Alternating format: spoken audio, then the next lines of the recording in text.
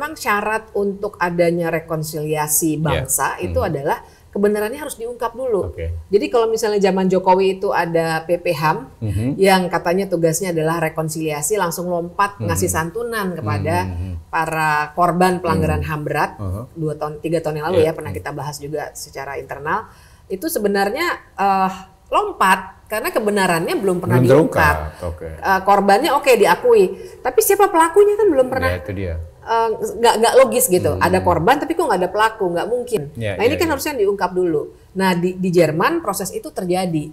Jadi makanya kelihatan siapa aja tuh di bawahnya Hitler. Oh ternyata ada Goebbels, ada ini begitu ya. Jadi kita semua tahu mereka juga mengakui, kemudian diberikan sanksi, terjadilah rekonsiliasi itu. Nah di kita ini yang belum pernah terjadi sampai karena itu sekarang. seni juga bebas berekspresi ya. Ada banyak film tentang Holocaust, ya kan.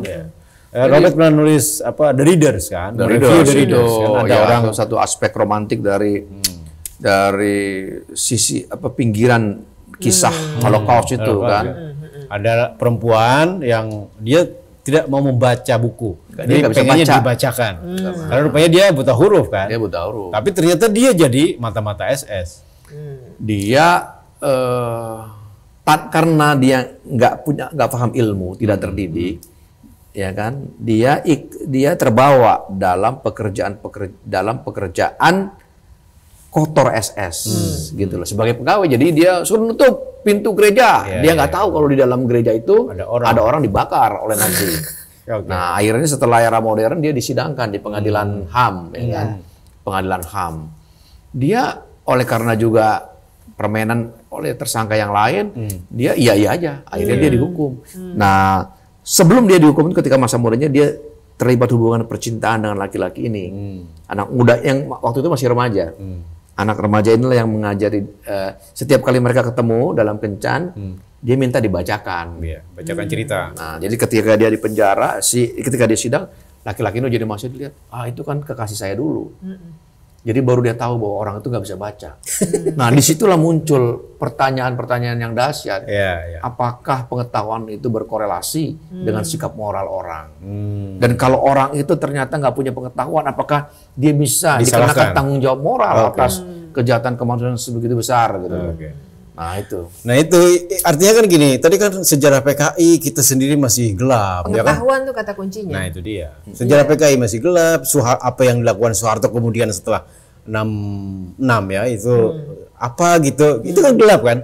Nah kalau ada pencari kebenaran, kita ungkap itu apa yang terjadi dan setelah itu kita rekonsiliasi. Iya, karena saya tuh akhir-akhir ini gara-gara 10 November 2025 ini jadi referensi saya tuh itu, kenapa sih kita mesti berdebat lagi soal PKI? Kenapa kita mesti berdebat lagi soal Petrus itu benar atau enggak? Kan beres tuh, jadi nggak ada kriminal tuh. Terus kan kita kadang-kadang jadi ke bawah juga dalam menjawab gitu. Ya coba bayangkan kalau ayah kamu atau siapa yang kena yang mati, kamu juga akan marah. Tapi kan di tahun 2025 kita masih mendiskusikan itu yang bikin saya mikir ya, karena bangsa ini nggak pernah dapat pengetahuan yang cukup.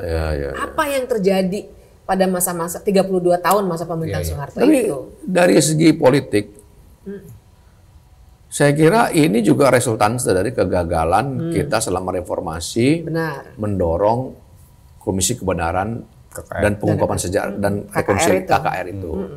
Itu akhirnya buahnya kita terima sekarang dengan satu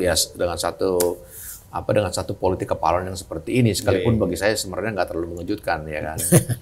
Nah, dari segi itu maka saya bilang, ya kan, kalau memang, nah ini oke lah ya, dengan mengandaikan beberapa hal, mengabaikan beberapa hal, ya kan. Kalau memang niatnya adalah rekonsiliasi, basisnya itu rekonsiliasi di pemerintah, maka ya bagi saya jangan tanggung. Ya kan, dilakukan aja dengan benar. Dilakukan aja dengan benar. Gitu. Dengan apa? Dengan cara ya diupayakan kembali, dibuka lagi. Apanya?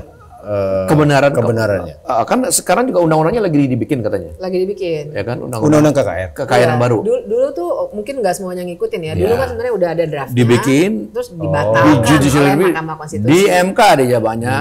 Siapa ini? zamannya Pak Jimli Jimli dibatalkan. Dibatalkan. Setelah itu nggak punya lagi kita undang-undang untuk itu. Lalu silih berganti pemerintahan. Terakhir yang keluar di era Presiden Jokowi, PPHAM itu yang lompat disebut oleh Bibip, langsung aja ngasih restitusi apa? Kepada korbannya. Ya kan. Yang dengan mengabaikan proses kebenarannya itu. Ya kan. Nah, ini kalau memang makanya ketika ini sekarang terjadi ya kan, ya kalau niatnya memang rekonsiliasi, menurut saya selesaikan undang-undang itu secepatnya, bikin komisi kebenaran dan rekonsiliasi. Nah, itu karena itu memang agenda besar yang selama ini kita sebagai bangsa harus kita punya tuh.